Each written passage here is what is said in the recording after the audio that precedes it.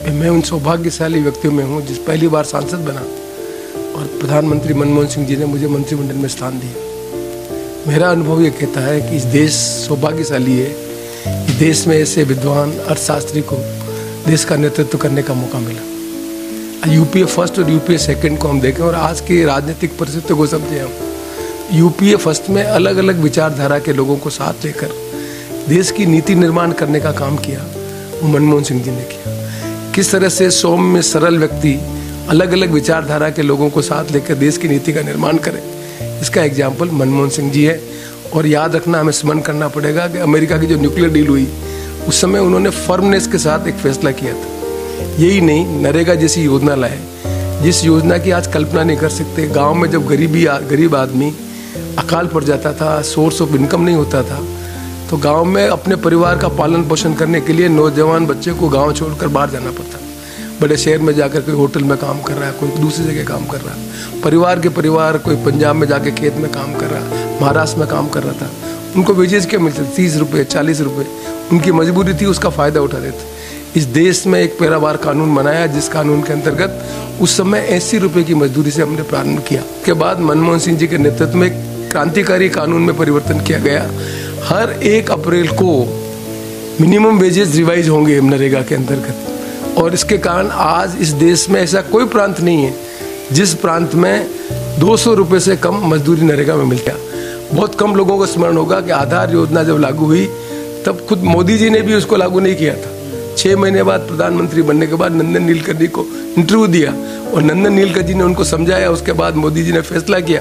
उस आधार के कारण आज डायरेक्ट बेनिफिट ट्रांसफर हो रहे हैं और व्यक्तिगत लाभ के करोड़ों रुपए एक ही बटन से जो जाकर ट्रांसफर हो रहे हैं, उस योजना को लागू करने का भी श्रेय किसी को जाता है तो मनमोहन सिंह जी जाता है। मनमोहन सिंह जी साइलेंट नीति बनाकर देश का निर्माण करने का काम करने वाले व्यक्ति थे, एक विद्वान व्यक्ति थे।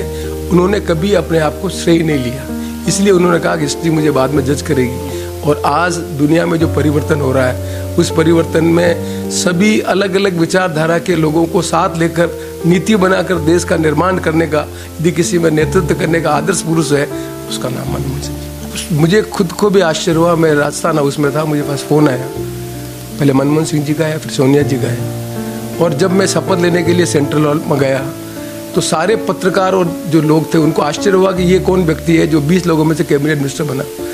ये निर्णय राहुल गांधी जी और मनमोहन सिंह जी और सोनिया गांधी जी का है। मनमोहन सिंह जी का आज मैं कहना चाहता हूँ बड़े विश्वास के साथ, राहुल जी के कारण नई पीढ़ी के लोगों को आगे बढ़ाने का जो उनका उद्देश्य था उसके एक उदाहरण सीपी जोशी है, अजय माकन है, जितेंद्र प्रसाद है, RPN सिंह है, ये सचिन पायलट है। ऐसे नौजवान आदमियों को ट्रस्ट करके भारत सरकार में मंत्री बनकर अलग अलग मंत्रालय देने का काम किया। वो नए नौजवान पीढ़ी के नेतृत्व में आगे बढ़ाने का काम मनमोहन सिंह जी करना चाहते थे और उनको भरोसा था कि नौजवान पीढ़ी के लोग इस देश के निर्माण करने में अपनी भूमिका निभा सकते हैं।